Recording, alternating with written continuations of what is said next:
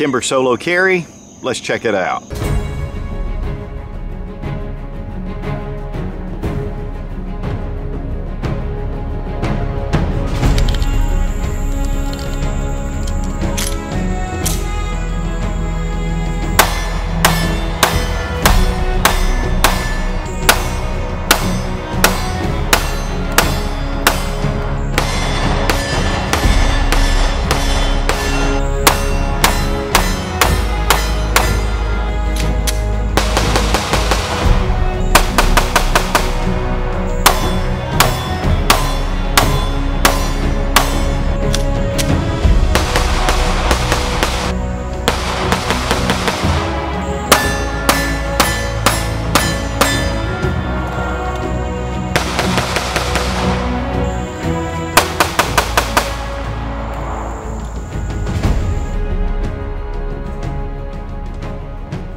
When Kimber introduced their solo, just seeing it in print, I really was attracted to this pistol. I mean, it has kind of a different look to it.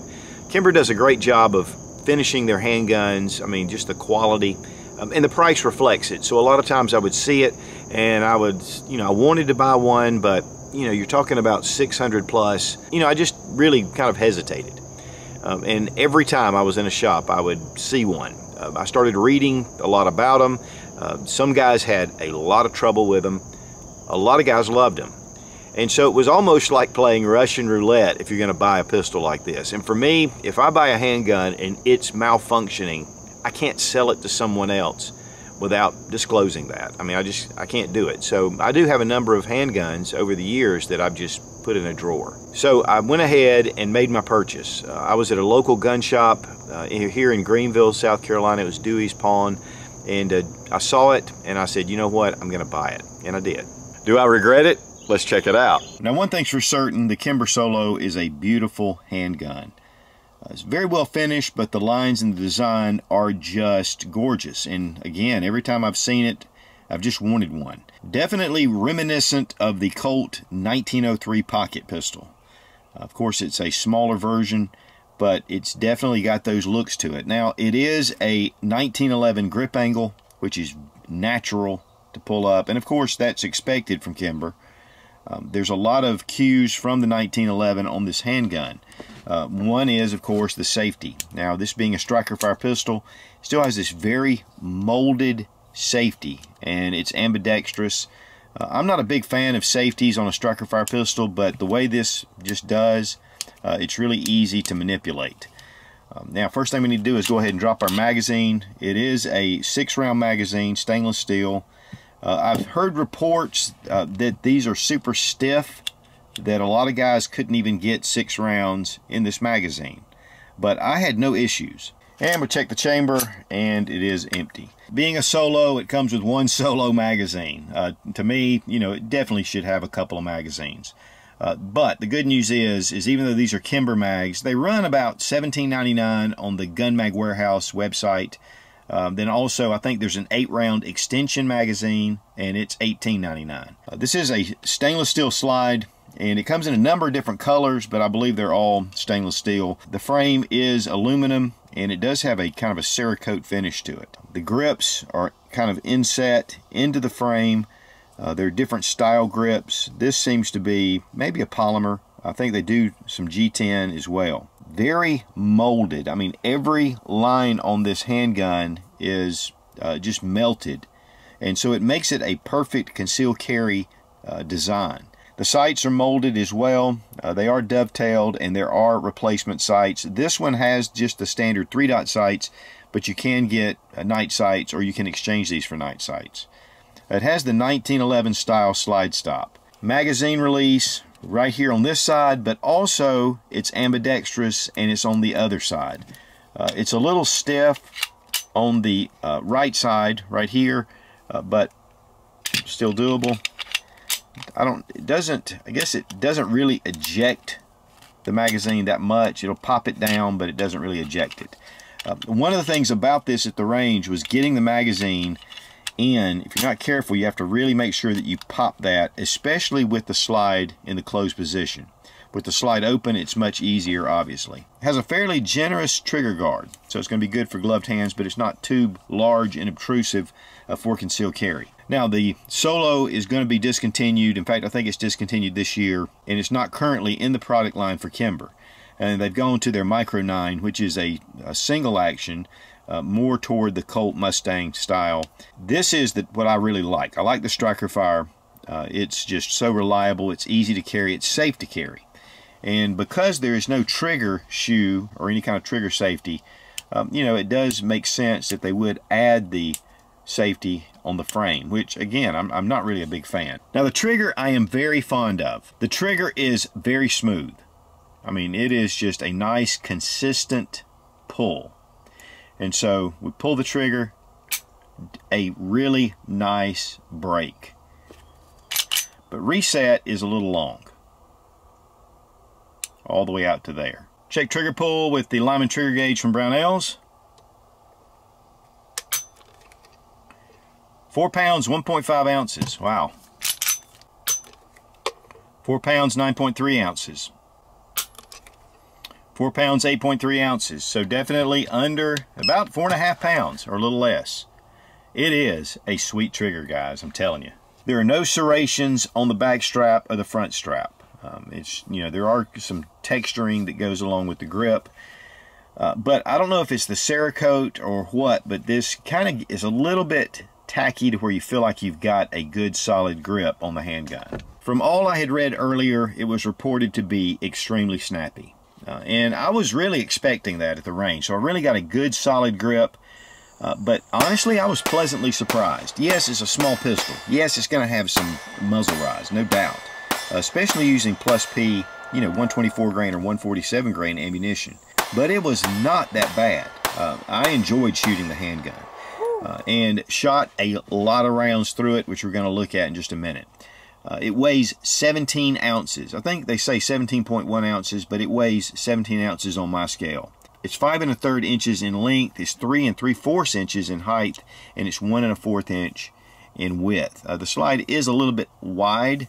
It is purposefully made a little heavy, and we're going to look at some things inside the slide that actually add to a little bit to the weight, and that was by design. Now, the Solo Carry is really comparable to the Car PM9, but I don't have a Car PM9, so we're going to look at the Glock 43, just a little bit of a size comparison, which is really similar to the round count with 6 rounds in the Glock. Definitely have some extension here, and then obviously at the front. The width is a little bit thicker with the Solo. But as far as real close size comparison, my LCP2, very close as far as dimensions. The LCP is definitely a lot thinner, but 380 ACP, 9mm. Now, it does have a loaded chamber indicator. I'm going to put a dummy round in here. Right here through the top of the barrel, you can barely see the brass, and of course, it's kind of dark right here, but you can see it. Now, let's talk about some of the important features of this handgun you need to know if you own one. Number one is ammunition. Having 124 grain to 147 grain self-defense ammunition is needed. One of the things about this slide is it's a little bit heavier, the way the springs are set, the way the barrel is. It is made to fire heavier grained ammunition. So that is a mandatory, and that's for full reliability, according to Kimber. A lot of reports have come out where guys were shooting the 115 grain, and it just wasn't rocking the slide back enough. So that's definitely one thing to watch out for. Because of that, we're going to test a number of different loads just to see what it'll do. Now, according to Kimber, there is up to a 24-round break-in period. That's just 4 magazines going through to make sure that it's broken in. Also, it's recommended to clean the Solo after 500 rounds of ammunition. One thing, too, that I've read, and I don't think this is necessarily from Kimber, but that the recoil springs need to be replaced after 1,000 rounds. Now, for most pistols, that could be an issue because I shoot 1,000 rounds easily through a lot of different pistols. But this is a small self-defense pistol. You're shooting expensive self-defense ammunition through it. And so, you know, that is one thing. But having an extra set of recoil springs would probably just be smart. But here's the takeaway, guys. This is a self-defense pistol. It's made for that. So following these rules are a little bit different than a lot of your pistols that just will feed anything.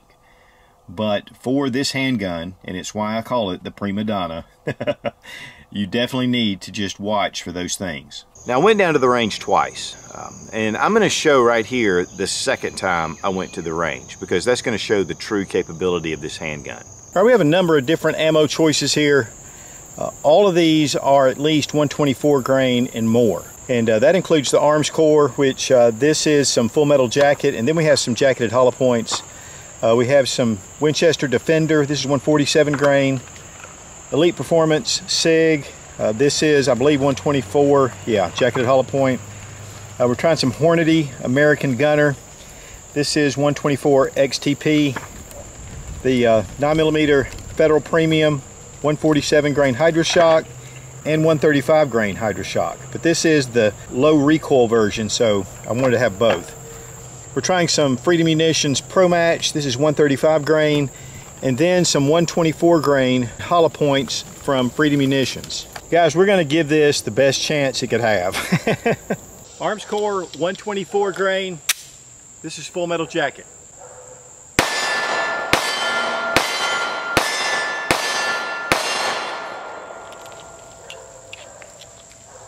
Freedom Munitions 124 grain hollow points, new manufacturer.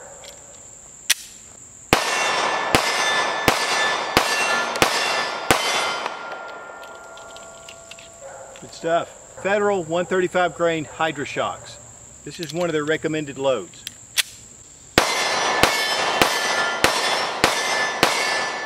Woo! Man, that's got some power. Now we're going with Winchester Defender 147 grain bonded jacketed hollow point loads.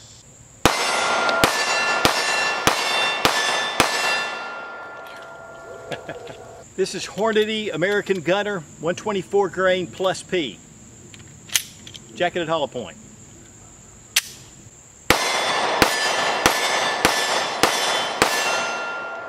Arms core 124 grain jacketed hollow points.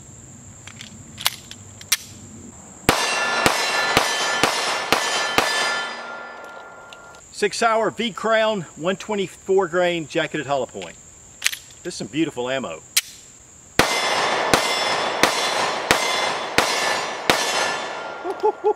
Wow, that is some powerful stuff. That's got to be the hottest we fired. Now we're going to take a chance. I'm going to use some of the Fiocchi 115 grain full metal jacket. Again, these are not rated for 115 grain, 124 grain and above. We're just going to see.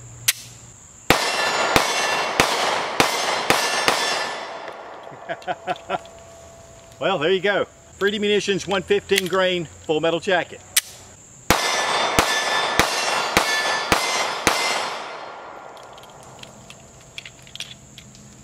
Everything that we have shot through this, we've had zero malfunctions. Zero. Now, a couple of things that I read, other than reliability, was that the trigger was super smooth. And I'm going to tell you, the trigger is very smooth. It's like a double action revolver, but it's not that heavy pull. It's got a nice, clean, very smooth trigger action. The reset is not as pronounced as some of the real short striker fire pistols. I mean, it definitely has to come out a little bit. But I'll tell you, you're lining up that front sight and you're pulling that trigger, and you just you realize that this is a really exceptional trigger. As you're pulling it back, it allows for good accuracy, even in a very small little pistol. Now, the other thing is a lot of people said it was super snappy. I mean, just like crazy snappy. It was snappy, but it was not. It was very manageable. I mean, it wasn't that snappy. I wouldn't say, man, that's a horrible snappy pistol. Like the Ruger LCP in 380. The first original one was horrible. I mean, it would just pop in your hand. You really had to master it. With this one, I didn't find it like that. I think some of it has to do with the heft. The slide's a little heavier. The short barrel is going to give you some recoil for sure, and some muzzle rise. But I still, overall, found this very manageable for the size of this pistol. So to me, taking this out to the range was definitely a pleasure the second time.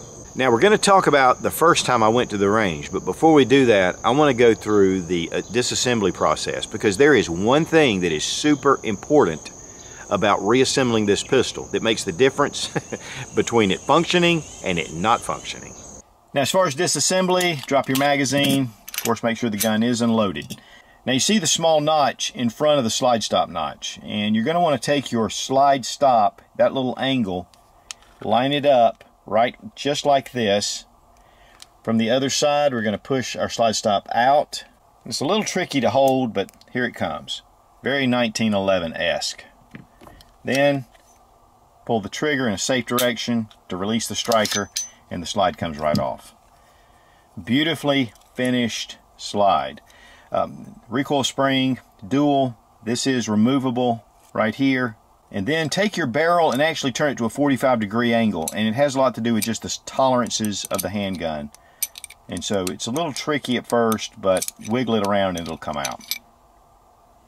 Now, the barrel is definitely unusual. It has kind of an unusual bulbous effect right here. And you can see, though, it's a very fine quality stainless steel barrel. It has the Browning linkless design. Nice, highly polished feed ramp. Here with the slide, you'll notice one thing that's different than your 1911. In the 1911, you have grooves, actually, that go into the slide. With the Kimber Solo, they had those grooves raised. And so this actually adds a little bit of weight to the slide, and it just adds to the reliability, according to Kimber. And so that's one of the reasons why it's a little bit different, and yet the same kind of styling as a 1911. Here you see the striker assembly, very reminiscent of a lot of striker fire pistols.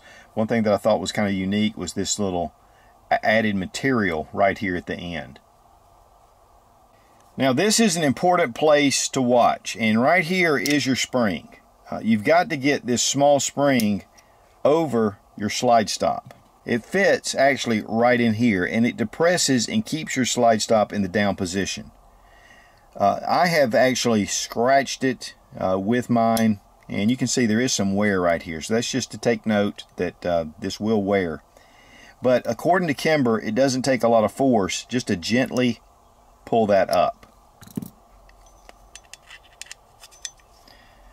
So as you're installing your slide stop, just lift it and then snap it. And this is the spring in proper alignment. And I'm going to demonstrate what happens when you don't have this in place after we finish the assembly. The gun is now fully field stripped, much easier than field stripping a 1911. Reverse order, put our barrel in at that 45-degree angle. Go ahead and make sure that your spring, your recoil spring, has the open end forward. And so it just fits better. Slide it and get it next to your barrel link. Slide back on the frame. Take your slide stop before you bring the slide back and go ahead and get it in line with the barrel, still raised up. Then bring back your notch and get it in the proper place. Making sure, again, that you get that spring in the correct position. There it goes.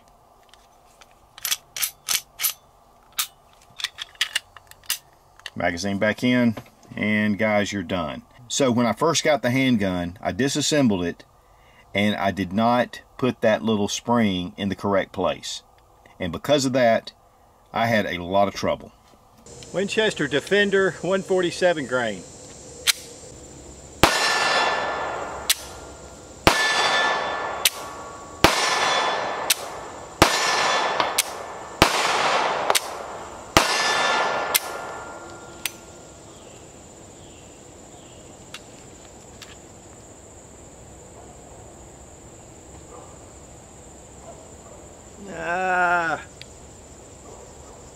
No wonder they discontinued this. Okay, guys, I'll have to admit, the first time I went down to the range, I was angry. And, you know, I had read some reports, but this was well beyond anything I'd seen. But it was my mistake. And so you've got to make sure that you do get that spring in the right place with the slide stop. And once you do that, I mean, again, I was shooting, and you can see the results right there. I was shooting all the way down to 115 grain Freedom Munitions and Fiocchi, and it functioned beautifully. In fact, all the rapid shots, all the rapid fire was done with 115 grain. Not one malfunction, not one.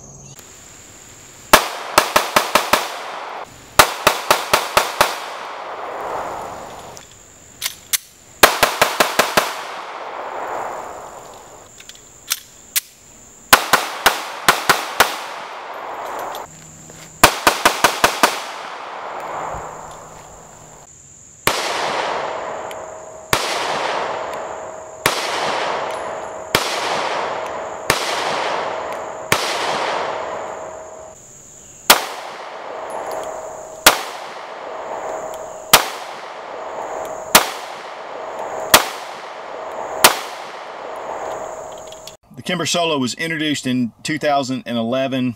2016, it was beginning to be replaced by the Micro 9, and now it is no longer on the Kimber website. There's tons of these still out on the used market. This one, brand new in the box, I found it for $595. Again, I bought this at a local gun shop, Dewey's in Greenville. They gave me a good price on it. These can run quite a bit more. So there'll still be plenty of these on the used market again, and there's still plenty of new ones out there as well. Comes in a nice black box. This particular model comes with a gun case. Pretty nice case. Pistol fits in well, and then you can put an extra magazine in here. This to me is much more usable than a box. Then you get all the other stuff that's required by law and other things. But this is one thing to make sure that you pay attention to, and this is one of the sheets that talks about some of the issues that will keep this gun reliable. Also goes into detail about that spring and how to set it, also with your ammunition, things like that. So this is very important to read over this. In fact, when I finished shooting it and I was having all the problems, I just happened to, looking actually for information on how to return this pistol, I read this and I was like, oh, duh. And then I took it down to the range immediately and had 0 malfunctions. Again, your mileage may vary, as my good friend Nothing Fancy would say. And guys, if you're watching this video, this is a GetZone exclusive. This will not be shown on YouTube. I will be doing some things with the Solo on YouTube, but the full review is only here on GetZone. And the Ruger Security 9 review is coming up exclusively on GetZone as well. Han Solo would be proud. Be strong, be of good courage. God bless America. Long live the Republic.